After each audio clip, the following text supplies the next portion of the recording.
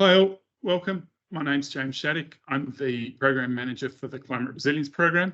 Welcome to a re-edited version of the presentation I did just before Easter, which describes the Climate Resilience Program and some of the key people and actions that we're undertaking. Firstly, I'd like to acknowledge the traditional owners of the land. Where I'm sitting in Perth, that's the Noongar people of the Whadjuk people of the Noongar Nation. And I'd like to acknowledge countless generations of caring for country, climate and people, and pay my respects to elders past, present and emerging, and more importantly, acknowledge the traditional owners throughout the whole lands that DPIRD operates for the state of WA. So today's presentation is going to touch on a few of the key things we do as a group. It's going to give you guys a quick update on the governance that we operate under, acknowledge some of our very important peers that do things that we don't, unpack who the team is, a quick update on where we are now and our key projects, and touch on some next steps. So in late last year, the Climate Change Bill 2023 was enacted through TWR under the Climate Minister. It's got two key things that we as a group are responsible for. Firstly, we are starting to build firstly, we have completed, and it was launched in December the 13th last year, the Agriculture and Land chapter of the Sectoral Emissions Reduction Strategy. And we are currently winding up to develop a sectoral adaptation plan for the primary industries. So under the Climate Change Bill, that's the two statutory responsibilities that we hold, A as the department and B as the Climate Resilience Program. The bill should be enacted by the end of this financial year, i.e. June, July this year, 2024. The other two things that we are responsible for as a group is the Agriculture Climate Resilience Fund. That helps us staff things, run a few projects, and roll out some other activities like communication and engagement activities. And then the third thing we do as a group is we have oversight and coordination on a number of cross DPIRD activities. So natural capital accounting, coordinating input into renewable energy activities, looking at the nature positive agenda coordination, participating in both national and statewide policy and working group governance, and looking at sequestration opportunities within WA. So what's that statewide governance look like?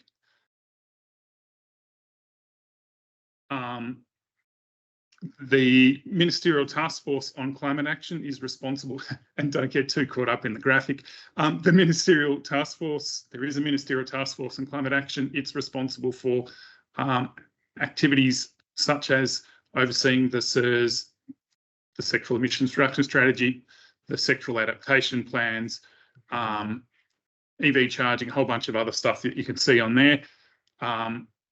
That's obviously the Minister for Agriculture and Food is on that.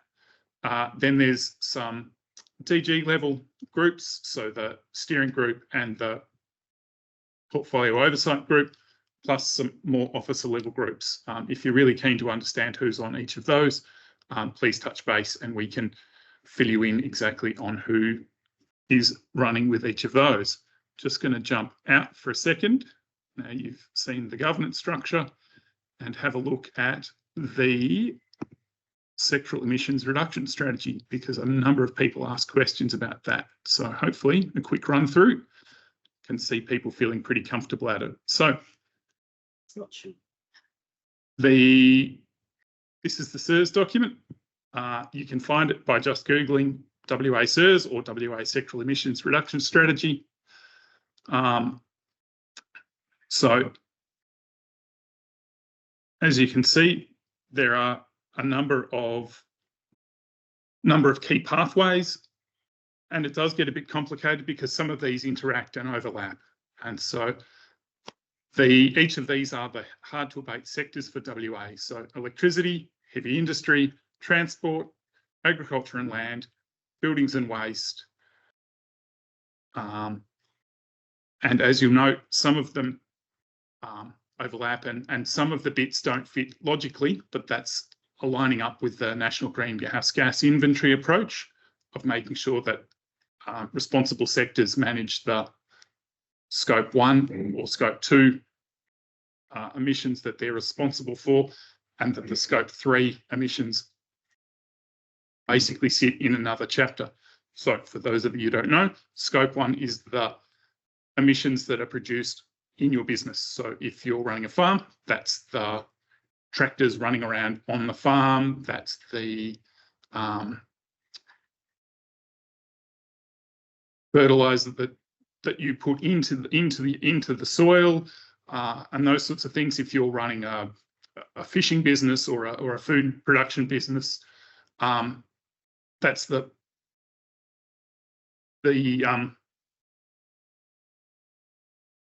transport that you use and those sorts of things.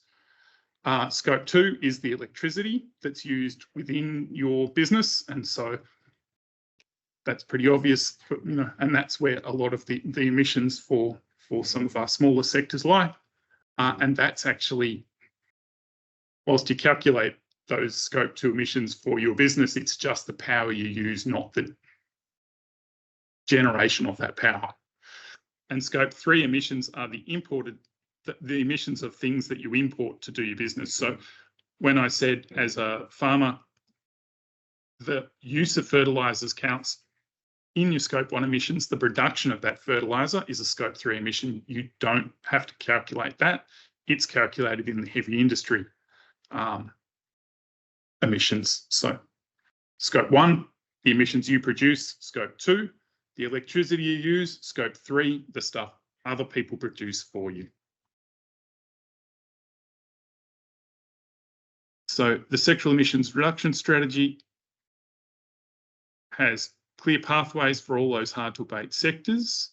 And it's got a pathway from now, 2024, through to 2050.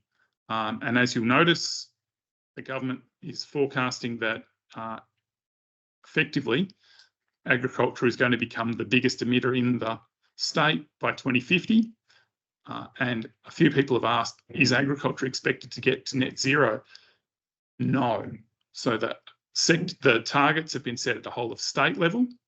And so net zero by 2030 net zero by 2050 and a to be established target for 2030 or 2035 will be described at a whole of economy level. So WA will be net zero by 2050. That does not mean agriculture has to be net zero by 2050. But as well as potentially being one of the biggest emitters in the WA economy, agriculture also manages a lot of the land in the land use change and forestry, or LULUCF, component of the SERS, and that's actually a carbon sequestration opportunity, and a lot of that is managed by agriculture. So it's not, again, it's not a simple story, but it's quite an interesting one for agriculture. So just skipping through the next section.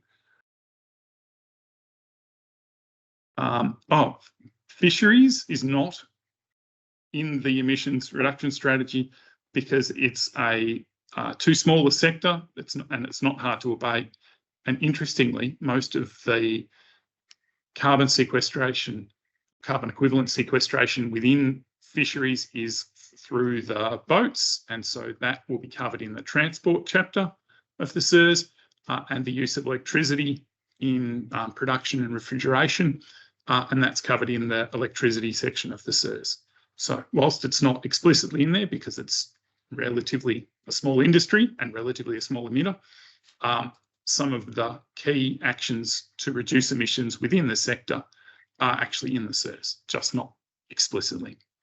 So a quick look at agriculture.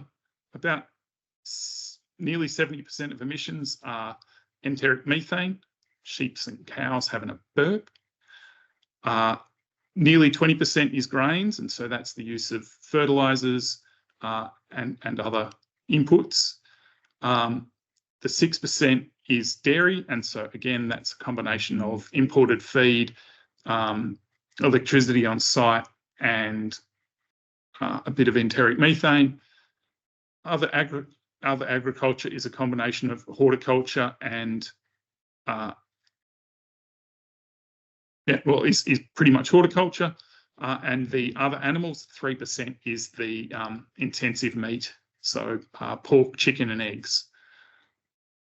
So again, just reinforcing that methane from livestock is the primary source of emissions in the agriculture sector. And there we go. You can see, even with the growth of emissions, even with a slight reduction in emissions by 2050, the sequestration in the land use sector is going to see effectively a net zero agriculture, but it's not quite that simple. And again, just stressing that even though there is a whole of government target for net zero by 2050, agriculture does not have to be net zero by itself. And then the thing that most of you that are looking for is, how do you align your work with the SIRS? These 8 new initiatives are the key part.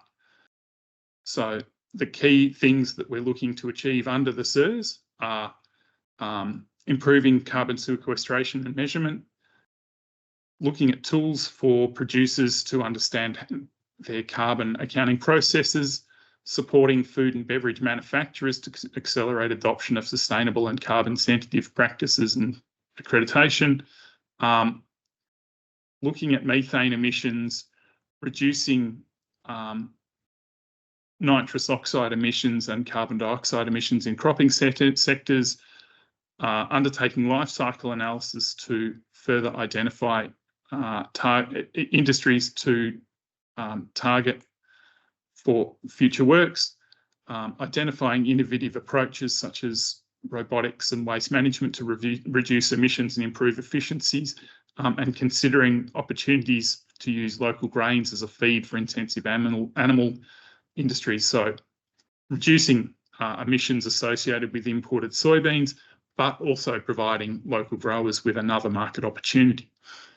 Really importantly, particularly in the grains, livestock and horticulture, effectively what we're looking for is whole of sector and whole of industry reductions. And so that means that's the full gamut of research and extension and operations and all projects, from better grain and breeding varieties to improving farming systems, the whole gamut of reducing emissions across those sectors.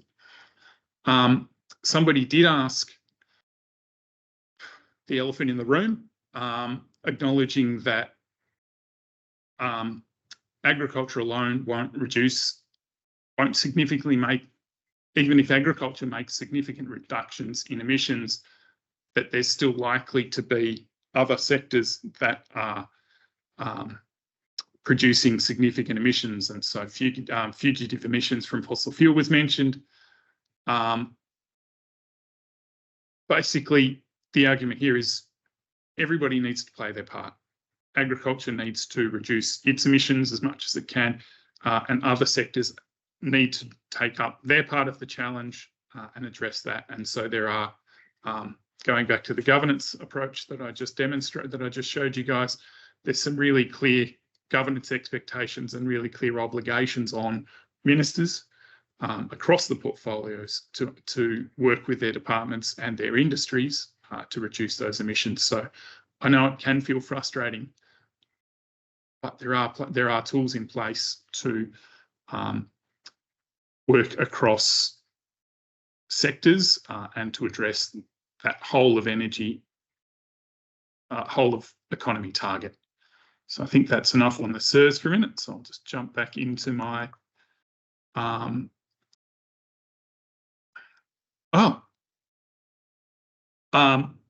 one really important thing the group did when they were developing the sectoral emissions reduction strategy was work with a whole bunch of smart people from across the department to understand, and industry, to understand what the predictions would be through to 2035 and what emissions opportunities looked like from a whole of life cycle perspective. So we have an internal technical emissions report for agriculture that will be released in the next couple of weeks. Unfortunately, due to the sensitivity of whole of government movement around climate change, around climate target setting, the report is only for internal use until further notice. We'll make that really clear when we do the comms and release that. We're really comfortable. There's some great work. We're really excited that we can share that with you guys. We are looking forward to being able to share that more widely. But the joys of government mean that sometimes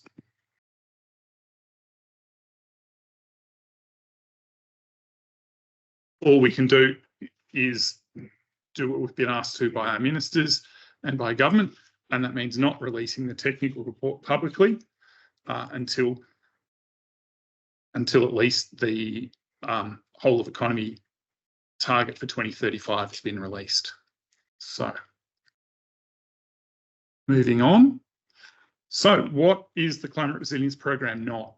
A whole bunch of people have been understandably confused because there's a fair number of things going on within DPIRD and across the sector around climate change related things. So, also in the Climate Change Bill 2023 are some corporate obligations. So DPIRD as an entity needs to do two things. It needs to undertake a climate risk assessment, and it needs to calculate its emissions and put a plan in place to do emissions reduction to meet the whole of government net zero emissions by 2050 obligation as well.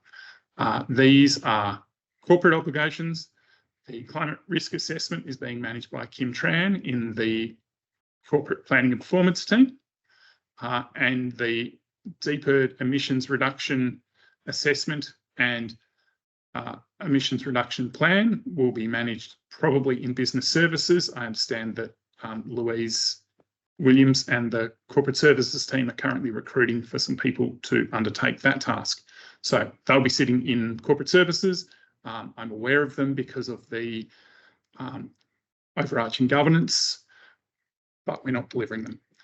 The other thing that people get a bit confused about is carbon farming.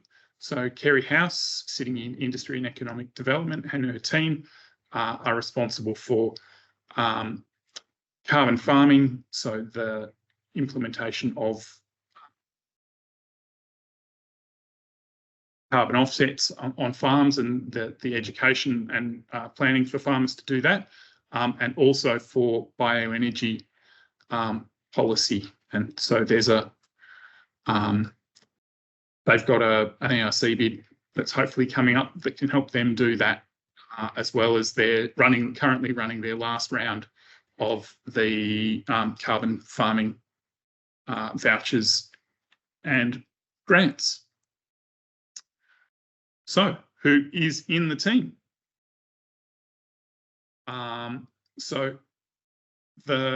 As I alluded to, the team has four main themes. So, Dr. Gus Manatsa, who we were lucky enough to steal across from New Zealand, is running with our emissions program lead. So he has the obligation of reporting CERS outcomes through the governance process to the state government and the minister for climate change. He's got a small team to help him do that. And he's also got oversight on the Katanning Carbon Neutral 2030 project. So I'll go into a little bit more detail about that in a minute. Jackie Bucat, who we were lucky enough to steal from Grains late last year, is the project manager for the sectoral adaptation plan for the primary industries. We have a small Carbon and Climate Science Unit. So Keith Claymore, who some of you might know from Animal Welfare, is leading that group. And then Sally Forbes, who we were also lucky enough to steal from INED, is running a small team that helps oversight and operations of the Agricultural Climate Resilience Fund. So if you've got any questions, if they're emissions related, please start with Gus. If they're adaptation related, please start with Jackie. Or if they relate to the Agricultural Climate Resilience Fund, please start with Sally.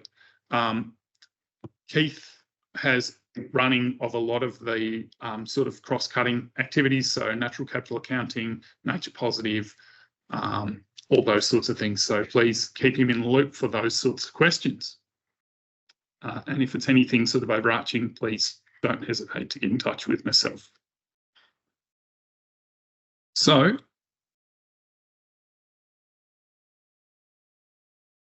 where are we now?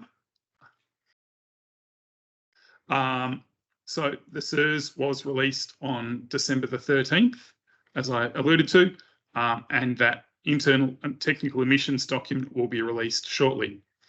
The primary industry sectoral adaptation plan, Jackie's got a current, is just about to go to the Minister for Agriculture and Food to get a timeline for that confirmed. We're proposing that a discussion paper is completed by Christmas 2024 and that the final plan is completed in time to enable budget submissions for the 26-27 financial year. So finished in late 2025. We're also undertaking a bunch of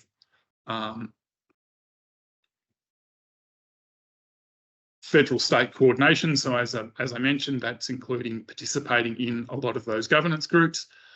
And the other thing that we've done is contributed to feedback on the Australian government's primary industry the federal government's agriculture, land and emissions discussion paper that will lead to what will effectively be a national emissions reduction strategy. As I said previously, also be coordinating the nature positive feedback and leading natural capital accounting discussions within DPIRD. So our key projects, as I mentioned, one of the key ones is the Katanning Research Station Carbon Neutral 2030.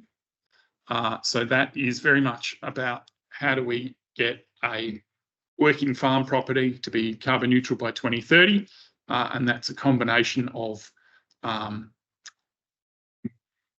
tree-planting to offset some emissions and sequester some carbon, undertaking drainage works to enable good land, quality land for tree planting and for agriculture, some energy efficiency activities, plus then looking at farming systems changes, cropping changes, and a bunch of research and flock design changes within the Katanning station to make sure that it does get to that carbon neutral ideal. As I mentioned, we also coordinate the ministerially approved Agriculture Climate Resilience Fund. At the moment, there are a number of key projects that we've been partly or wholly funding. So the Southern Rangelands Revitalisation Project being run by Farming Systems Innovation is looking at livestock farming system design through demonstration to restore natural capital and improve drought resilience.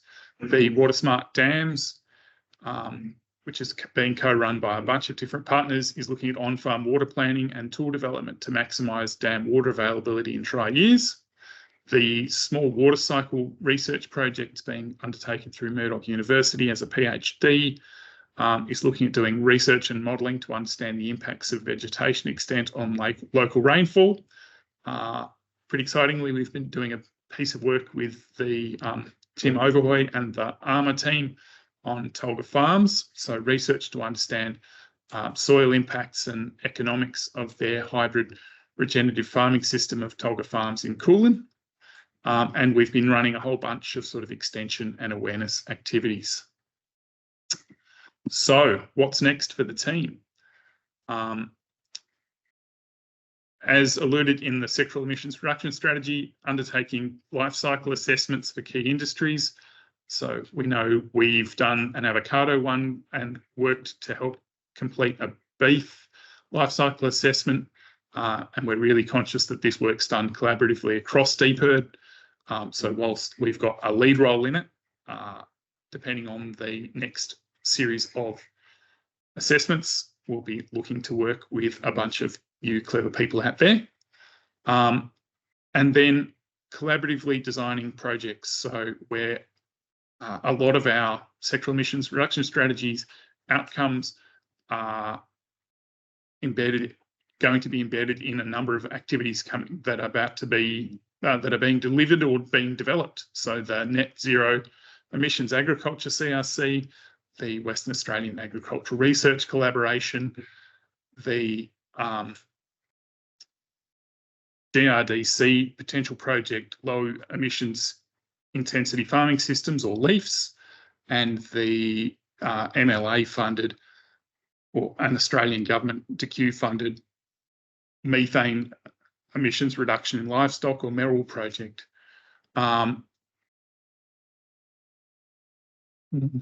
Do we have funding? We do have a small amount of ministerial funding remaining in the Agricultural Climate Resilience funding, but we're much more interested in understanding your climate-related impact, your climate-related projects, and working together to identify future funding sources, and perhaps even just nudge how some of your upcoming bids are being designed so that they can achieve multiple outcomes, including climate resilience.